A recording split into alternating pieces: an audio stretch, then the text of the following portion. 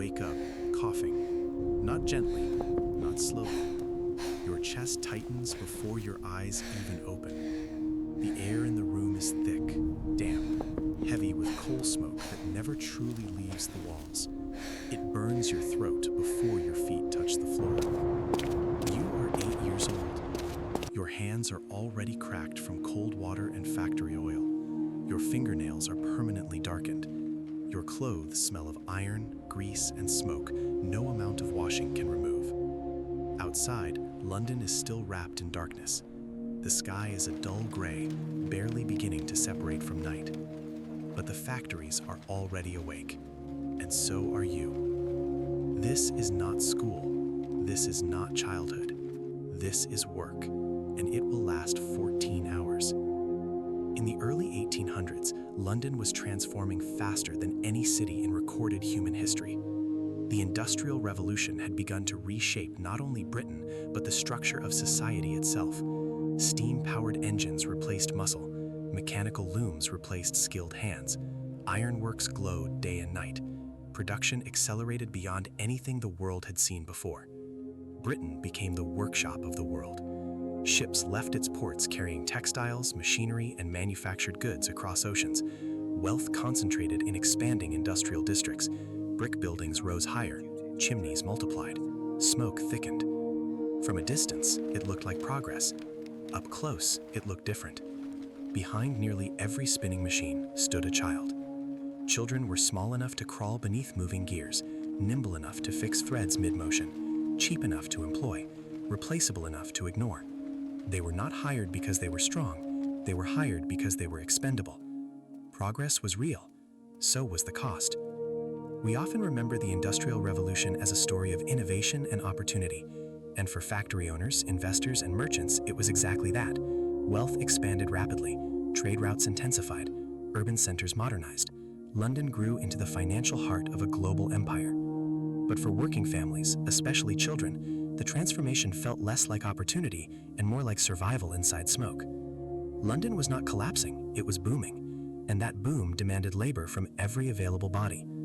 Factories lined the Thames.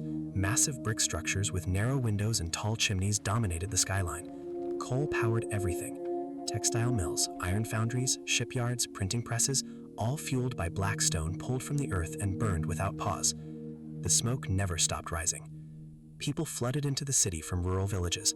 Agricultural work could no longer compete with factory wages, however small those wages might be. Families arrived with hope, desperation, and little else. London's population exploded. Housing did not keep pace. Entire families were crammed into single, damp rooms. 6, 7, sometimes 10 people shared one space. Windows were small, ventilation was poor, floors were uneven, sewage flowed in open gutters outside. Disease moved easily between walls that were too thin to separate sound, let alone infection. And every morning, before sunrise, children joined the adult flow toward factory gates. The transformation of London did not begin with cruelty, it began with invention. The steam engine allowed machines to operate continuously. Mechanical looms increased textile output exponentially. Advances in iron production strengthened infrastructure. Technology required movement, maintenance, supervision. And small bodies could move quickly where adults could not. No single law forced children into 14-hour shifts. Poverty did. A child's weekly wage, though minimal, could mean the difference between rent paid or eviction, between food purchased or hunger endured. Parents faced impossible decisions. Sending a child to work was not ambition, it was necessity. You arrive at the factory entrance. The building towers above you. Windows vibrate with the rhythm of machines already in motion. The door opens.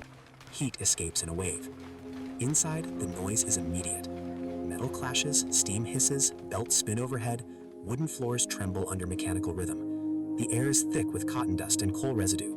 Light filters weakly through high windows, but never fully penetrates the haze. You cannot hear your own breathing. You stand beside a loom. Your task is simple in theory. If thread snaps, you tie it. If fabric tangles, you correct it.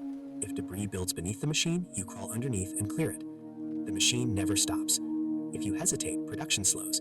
If production slows, a supervisor notices. Discipline is swift and rarely gentle. If you move too slowly, you are struck. If you reach too far, your fingers risk entanglement. Children lost hands, lost arms. Some were pulled into machinery entirely. Accidents were recorded as unfortunate but necessary risks of industrial growth. The machines continued regardless. By midday, your legs tremble from standing.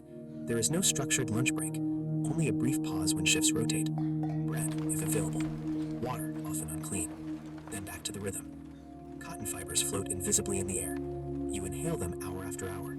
Over time, lungs weaken. Persistent cough develops. Workers call it mill fever. Some children develop permanent respiratory damage before adolescence. You are 8.